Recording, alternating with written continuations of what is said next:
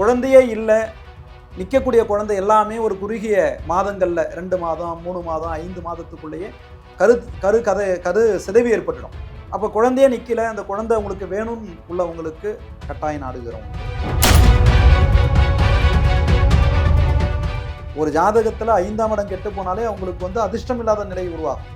5ஆம் இடம் கெட்டு போயிடுச்சுன்னா 5ஆம் இடம் கெட்டு போனால் உங்களுக்கு குலதெய்வ அனுகிரகம் இல்லாத இருக்கும்.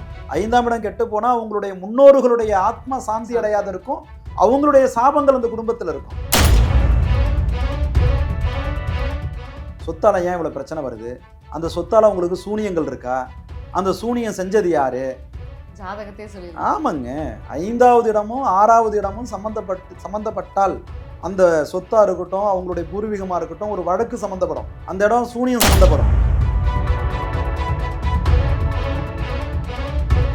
இப்போ நாடி வந்து பார்க்குறப்போ இவங்களுக்கு மரணம் இந்த இதில் வரப்போகுது, ரொம்ப சீக்கிரம் வரப்போகுது. இப்போ உங்ககிட்ட வந்து உட்காந்துருக்காங்க, 1 இயரில் அவங்களுக்கு மரண கண்டம் இருக்குன்னா அது கண்டிப்பாக சொல்லுவாங்க.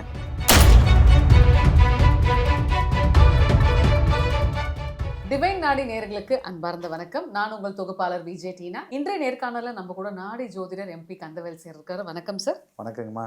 ஏன் சார் இப்போ இதுக்கு வயது வரம்பு இருக்கா? எதுக்குமா? இப்போ நாடி பார்க்கறதுக்கு கிடையாதுங்கம்மா.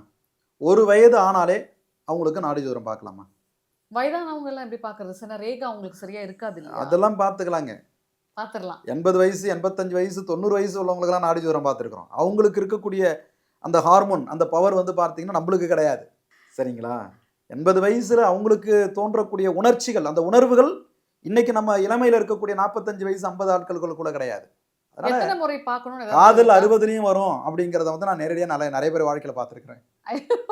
வில்லங்கமா சொல்றீங்க நீங்க? இல்லைங்க, இது வந்து அனுபவ ரீதியாகவே நான் நிறைய பேர்ட்ட பார்த்துருக்கேன். Okay sir. இப்போ எந்தெந்த மாதிரியான விஷயத்துக்கெல்லாம் வந்து உங்ககிட்ட நாடி பார்க்கலாம்? எல்லாமே அதாவது வந்து நோயினால் பாதிக்கப்படுறாங்களா, நாடி ஜோதிடம் பார்க்கலாம். கல்யாணம் ஆகலை, நாடி ஜோதிடத்தில் கல்யாணம் எப்போன்னு வந்துடும். யார் மாப்பிள்ளைங்கிறது வந்துடும், பெண்ணுங்கிறது வந்துடும்.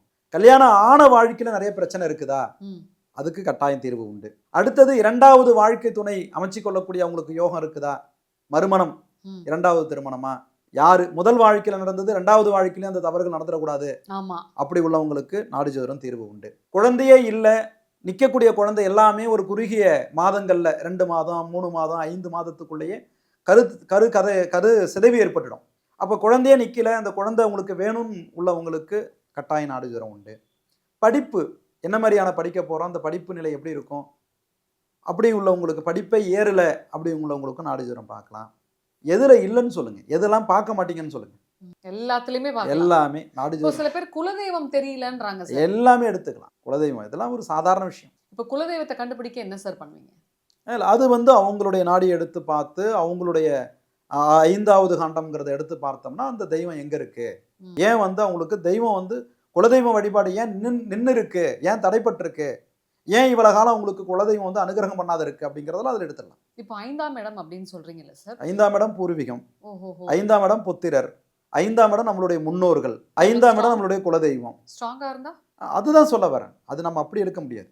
அவங்களுடைய கர்ம வினை அவங்களுக்கு என்ன சொல்லப்பட்டிருக்கு அப்படிங்கிறத அதை நம்ம எடுத்து அவங்களுக்கு இந்த தெய்வம் கூட நிற்கதா இல்லையா அப்படிங்கிறதெல்லாம் நம்ம தெளிவாக எடுத்து கொடுத்துடலாம். 5ஆம் இடம் 1 கெட்டு போனாலே நிறைய விஷயங்கள் பாதிக்கப்படுங்க.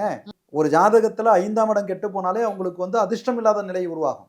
5ஆம் இடம் கெட்டு போயிடுச்சுன்னா 5ஆம் இடம் கெட்டு போனால் உங்களுக்கு குலதெய்வ அனுகிரகம் இல்லாத இருக்கும். 5ஆம் இடம் கெட்டு போனால் அவங்களுடைய முன்னோர்களுடைய ஆத்மா சாந்தி அடையாத இருக்கும். அவங்களுடைய சாபங்கள் அந்த குடும்பத்தில் இருக்கும். அவங்களுடைய சாபம் இருந்ததுன்னா அந்த குடும்பம் விருத்தியாம்சம் வராது. நிறைய இருக்கு, ஆண்வாரிசு இல்லாத போகும். இது வந்து பிரச்சனையா இருந்தா. இதே யோகமா இருந்தா, பவரா இருக்கு, இப்போ ஒருத்தவங்க உங்ககிட்ட வந்து பார்க்க வராங்க, பரவாயில்ல இந்த அம்மாக்கு 5ஆம் இடம் கொஞ்சம் பவரா இருக்கு அப்படின்னா கண்டிப்பா நம்ம சொல்லப்பட்ட விஷயங்கள் எல்லாமே இல்ல, அதுக்கு அப்படியே எதிர்மறையா ஆப்போசிட்டா போகும். நல்ல விஷயம் எல்லாமே ஃபேவரா இருக்கும். கண்டிப்பா. இப்போ நீங்க வந்து பாக்குறாங்க இல்ல சார், எந்த மாதிரியான பிரச்சனைக்கு உங்ககிட்ட அதிகமா நாடி வராங்க மக்கள்? அதிகமா வந்து பாதிக்கப்படுறவங்க குடும்ப வாழ்க்கைங்க. குடும்ப வாழ்க்கை, அடுத்தது கல்யாணம், வேலை, வியாதி, கடன். இதுதாங்க மோஸ்ட் ஆஃப் பீப்புள். ஓகே, இப்போ வியாதி சொல்றீங்க, இல்லற வாழ்க்கையெல்லாம் சொல்றீங்க இல்லையா, கடனுக்கு ஏன் சார் வந்து பாக்குறாங்க? கடன் வந்து அவங்க தானே சார் விருப்பப்பட்டு வாங்கிடுறாங்க. அதாவது சில பேருடைய கருமா என்ன பண்ணுது, கிரக அமைப்பு எப்படி அமைச்சு கொடுக்குதுன்னா, அவங்க படிச்சு முடிச்சிட்டு வேலைக்கு போறாங்க இல்லையா, அந்த வேலைக்கு போகக்கூடிய நாளிலிருந்து அந்த மாதத்திலிருந்து அவங்களுடைய வாழ்க்கையே வந்து பார்த்தீங்கன்னா ஒரு கமிட்மெண்ட் லைஃபாகவே இருக்கும். எவ்வளோ வந்தாலும் அவங்களுக்கு பத்தாது. அவங்க வந்து பார்த்தீங்கன்னா போதுமான சம்பளம் இல்லாத பட்சத்தில் கடன் வாங்குவாங்க, சம்பாதிப்பாங்க, கடன் அடைப்பாங்க, சம்பாதிப்பாங்க, கடன் அடை இது வந்து ஒரு முடிவே இல்லாத ஒரு நிலை பல பேருடைய வாழ்க்கையில் உண்டு. எத்தனை பேர் இல்லைன்னு சொல்லுங்கள். எப்போ நான் சொல்கிறது, எப்போ அவங்க காலேஜ் வாழ்க்கையெல்லாம் முடிச்சுட்டு சம்பாதிக்க ஆரம்பித்தாங்களோ அன்னையிலிருந்து இன்னைய வரைக்கும் கடனோட வாழ்ந்து கொண்டு இருக்கிறவங்க பல பேர்கள் உண்டு. அது ஏன்னு சொல்ல முடியாது, ரைட்டா? அதே மாதிரி கடன் மட்டும் கிடையாது, சில பேருடைய வாழ்க்கையில் பிரச்சனையாகவும் இருந்துக்கிட்டு இருக்கும், விரோதத்தோடையே வாழ்ந்துக்கிட்டு இருப்பாங்க. பங்காளி சண்டையாக இருக்கலாம், மறைமுகமான எதிர்ப்புகள் இருக்கலாம், இல்லை தொழில் ரீதியான ஒரு போட்டி ரீதியாக வந்திருக்கலாம். ஸோ அந்த எதிர்ப்புகளும் உங்களுக்கு இருக்கும். அதுமாரி 6வது இடம், அது வந்து 6வது பாவகம். அந்த 6வது பாவகத்தில் இவ்வளோ விஷயங்கள் பேசுகிறோம். கடன், வழக்கு, வியாதி, வழக்கு இருக்கும். சம்மந்தமே இல்லாத ஒரு வழக்கு 20 வருஷம் 10 வருஷம் 15 வருஷம் ஓடிக்கிட்டே இருக்கும். அதுக்கு அந்த 6வது இடம் பலமாக இருந்திருக்கணும். அதுவும் கெட்டு போனதுன்னா இந்த நிலையெல்லாம் உண்டு. இப்போ விற்காத இடம் இருக்கும், இப்போ சொத்து பிரச்சனைகள் அந்த ஃபேமிலியில் குறிப்பிட்டு இருந்துக்கிட்டே இருக்கும்ல சார், அது நாடி ஹெல்ப் பண்ணுமா சார்? கண்டிப்பாங்க. ஏன் அந்த சொத்து விற்கலை, சொத்தால் ஏன் இவ்வளோ பிரச்சனை வருது, அந்த சொத்தால் உங்களுக்கு சூனியங்கள் இருக்கா, அந்த சூனியம் செஞ்சது யாரு, ஜாதகத்தே சொல்லி. ஆமாங்க. 5வது இடமும் 6வது இடமும் சம்மந்தப்பட்டால் அந்த சொத்தாக இருக்கட்டும், அவங்களுடைய பூர்வீகமாக இருக்கட்டும், ஒரு வழக்கு சம்மந்தப்படும், அந்த இடம் சூனியம் சம்மந்தப்படும். புரியுதுங்க நான் சொல்கிறது? அதெல்லாம் நம்ம ஒவ்வொருத்தவங்களோட, நீங்கள் இதெல்லாம் காமனாக கேட்குறீங்க, இதெல்லாம் நம்ம ஒவ்வொருத்தவங்களுடைய தனிப்பட்ட விஷயத்தில் பார்க்கும்போது ரொம்ப டெப்த்தாக போகும், ரொம்ப ஆழமாக அவங்கள பற்றி அதை ஆராய்ச்சி பண்ணலாம். இப்போ நாடி வந்து பார்க்குறப்போ இவங்களுக்கு மரணம் இந்த இதில் வரப்போகுது, ரொம்ப சீக்கிரம் வரப்போகுது, இப்போ உங்ககிட்ட வந்து உட்காந்துருக்காங்க, 1 இயரில் அவங்களுக்கு மரண கண்டம் இருக்குன்னா அது கண்டிப்பாக சொல்லுவாங்க. ஏன்னா அதெல்லாம் மறைக்கக்கூடிய விஷயம் கிடையாதுங்க. அப்புறம் நாளைக்கு என்ன வந்து அடிக்க மாட்டாங்களா, ஏன் சொல்லலை அப்படிங்கிறது எனக்கு கேட்க மாட்டாங்களா? அதனால அந்த நேரத்தில் என்ன பண்ணுவோம், இந்த எந்த வருஷம் எந்த மாதத்திலிருந்து எவ்வளவு காலங்கள் வரைக்கும் நம்ம எப்படி இருக்கணும், எதிலெல்லாம் நம்ம கவனமாக இருக்கணும் அப்படிங்கிறத ரொம்ப ஆழமாக எடுத்து சொல்லிடுவோம். மரணத்துக்கு ஒப்பான ஒரு கஷ்டத்தை கொடுப்போம்.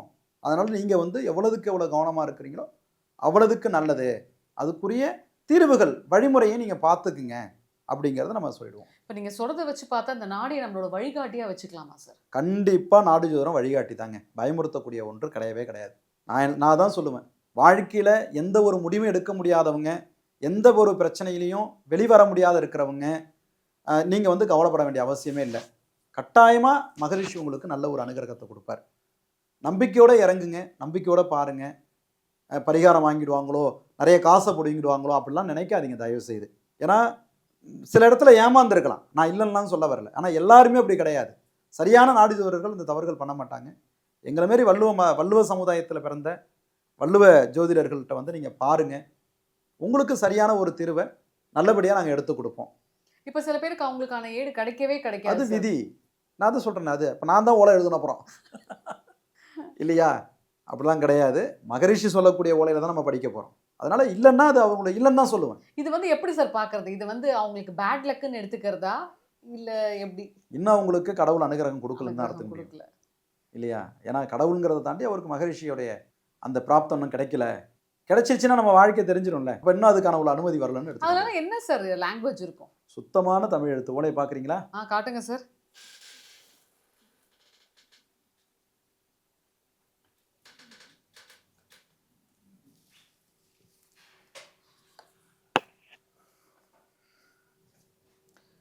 இதெல்லாம் நம்மள்ட்ட கிடைக்கிறதே, இதுக்கு நான் என்ன புண்ணியம் பண்ணியிருக்கேன்னு தெரியலங்க.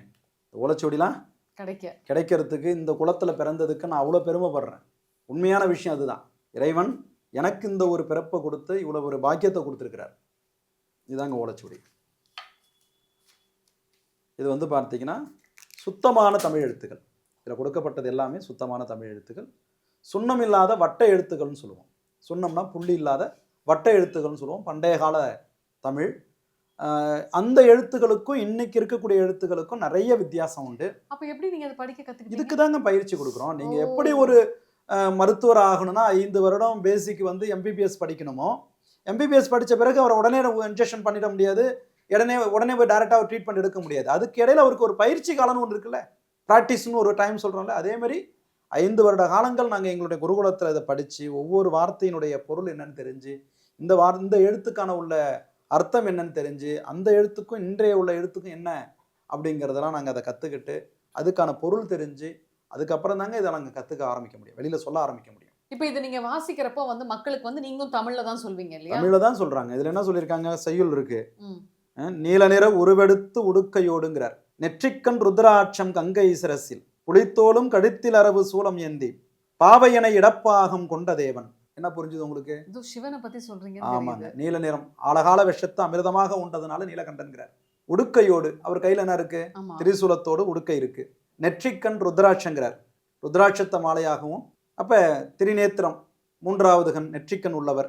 புலித்தோலை ஆடையாக ஆடையாக அணிந்து பாவையனை இடப்பாகம் கொண்ட தேவன்கிறார். பாவை என்று சொல்லக்கூடிய அன்னை பராசக்திக்கு இடதுபாகம் இடம் கொடுத்து அர்த்தநாரியாக நின்று காட்சி கொடுக்கக்கூடிய இறைவனே. பாதமதை கும்பன்யான் வணங்கி நித்தம். அப்ப இப்ப வந்தது இல்ல இது வந்து நீங்க கேட்டீங்கல்ல, என்ன மாதிரியான ஒரு எழுத்துன்னு கேட்டீங்க இல்லையா, என்ன மாதிரியான வார்த்தைகள்னு கேட்டீங்கல்ல, அந்த ஒரு ஒலை எடுத்து பார்க்கும்போது இந்த செய்யுள் இருக்கு. ஒருத்தருடைய வாழ்க்கையை பத்தி மகரிஷி சொல்றார். அதுக்கு முன்னாடி வந்து அது இறைவனை வந்து அவர் எப்படி வணங்கினார் அப்படிங்கிற அந்த ஒரு செய்யுளை சுத்தி சொல்லியிருக்காங்க. இது உங்களோட வைப்ரேஷன் மட்டும்தான் இருக்குமா, இல்ல நாங்கெல்லாம் தொட்டா ஏதாவது வருமா? தொடக்கூடாது. ஏன்னா இதுக்குன்னு இது வந்து ஒரு பவித்திரம், இது வந்து ஒரு புனிதமானது. இதுக்கு நாங்க வந்து இந்த ஓலையை இன்னைக்கு எடுத்து மூடி வச்சிட்டோம்னா திருப்பி நாளைக்கு அதுக்கான உள்ள தூப தீபங்கள் காட்டி அதுக்கு உரிய முறைகள் என்னவோ அதை நாங்கள் செய்த பிறகுதான் நாங்களே இந்த ஓலையை தொட முடியும். வாழ்க வளமுடன். நன்றி, வணக்கம். நன்றிம்மா, வணக்கம்மா.